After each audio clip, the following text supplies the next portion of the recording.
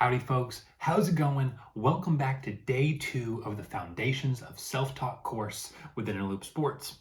I'm Mindset Coach Trev. Per usual, I am absolutely stoked to have you back here for day 2. You know, everybody's always game for day 1. They're excited, they're ready, they're prepared to do the work. But we typically have a drop-off on day 2, and to see you here certainly makes me excited. So let's recap just briefly. Yesterday, we covered the absolute basics. I'm talking the fundamentals of the fundamentals. What is self-talk? Let's put a definition on that.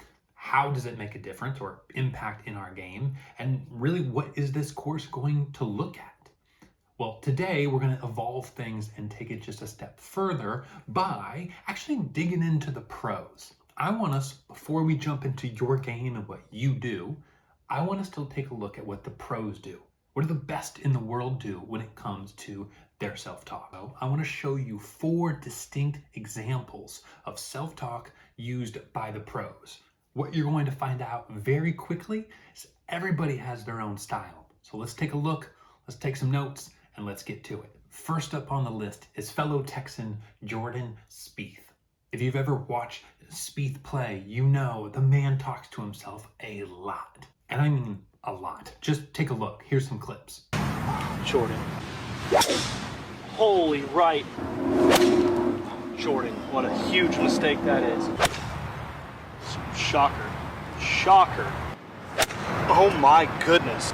Was that thick? Now, while some of this is just comical, it's funny and it's lighthearted, other bits carry a tone of negativity. They carry a tone of self-critique or self-doubt. And I'm curious, over time, as those instances stack on top of each other, what impact do they really have? Now, you might not talk quite as much as Jordan Spieth does out on the course, but that doesn't mean there's not something to learn here. What I want you to take from Jordan is the fact that he does talk a lot out on the course. As you're going to see over these 4 weeks, our self-talk is a weapon. If we use it, well, the only way you can use your self-talk is if you speak. And what you'll also find out is when we say things out loud, sometimes they're a little more powerful. Take what you will from Jordan, but certainly take away the fact that he talks a lot, and that actually can be a huge benefit to things. We'll get into that more as we work our way through. Before we get too far, let's take a look at another professional and how they go about their self-talk.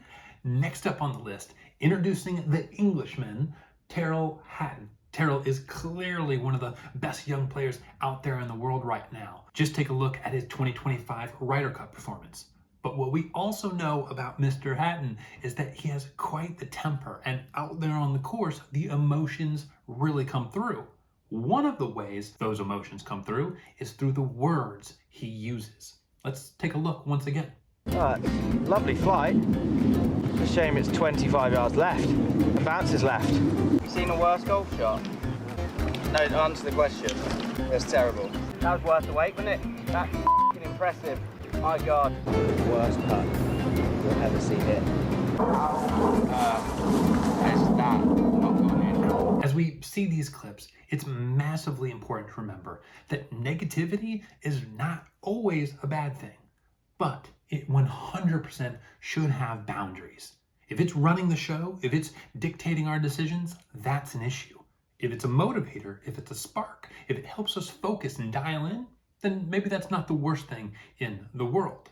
Knowing the difference, knowing that boundary is huge. When it comes to Tyrrell, he really is a brilliant reminder that even the pros, the best in the world, struggle with the emotional element of the game. So for you yourself, if your self-talk tends to be negative, if you tend to beat yourself up or feel like you get too emotional, that's okay. That's all right. We're becoming aware of that right now. And as we become aware of it, you then have the freedom and the power to change it and do something different in those moments. And that's what this 4-week course is all about. We've seen 2 examples, Jordan Spieth, Tyrrell Hatton, both distinct in the way they use their self-talk. But let's not end here. Let's actually take a look at 2 more remarkable performers and how they use self-talk in their game. Next up, let's take a look at Mr. Grand Slam himself, Rory McIlroy. Rory has been very open over the last few years about working with sports psychologist Bob Rotella. And within those conversations, he's alluded to different techniques and tools he's used with things like self-talk. For example, he talked openly about the idea of reframing and replacing in the 2025 Players Championship. It was that reframing and replacing, talking himself through that process, that helped him manage the moment in a tense playoff with JJ Spaun. Rory says he uses it like this. When a negative thought pops into Rory's head, like hitting the ball into the water, he doesn't try to ignore it. Instead, he tries to replace it. He tries to identify a stronger, more intentional idea of what he does want to do, not what he doesn't want to do. Rory nailed it when he said, we all have negative thoughts. It's just about how you deal with them, how you reframe and replace them. Our self-talk can help drastically with this process. Maybe we utter out something negative. Maybe we're self-critiquing ourselves, or whatever the situation may be. When we hear ourselves say that, let's keep the conversation going. And why not also utter out something a little more intentional, a little more empowering, a little more positive? The more aware we become of our self-talk, the better we can replace and reframe and get back to playing our best golf. Jordan, Tyrrell, Rory, all distinctly different in how they leverage their self-talk. Let's finish today's lesson up by taking a look at what some might call the GOAT and how he used self-talk in his game.